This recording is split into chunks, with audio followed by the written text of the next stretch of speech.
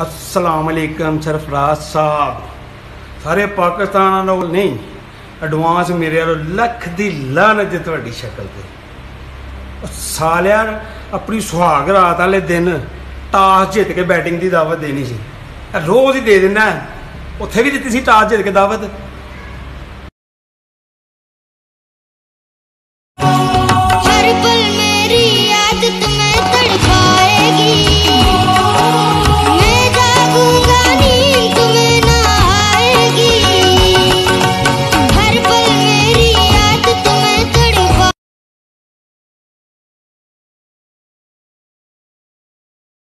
उसके विराट कोहली उसके ओवर निकलवा रहा है, आप उसके ओवर निकलवाने दे रहे हैं। सो मेरी समझ से बिल्कुल बाहर है भाई।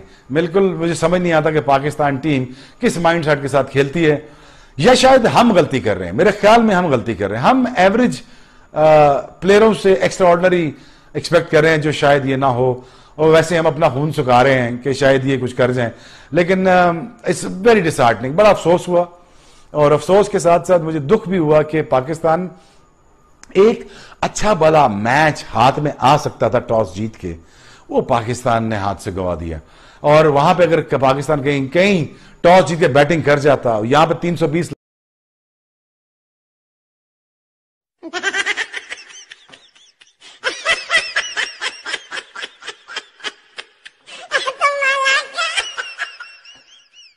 ऐ वक्त रुक जा, थम जा, ठहर जा, वापस जरा दौड़ पीछे, मैं छोड़ आई।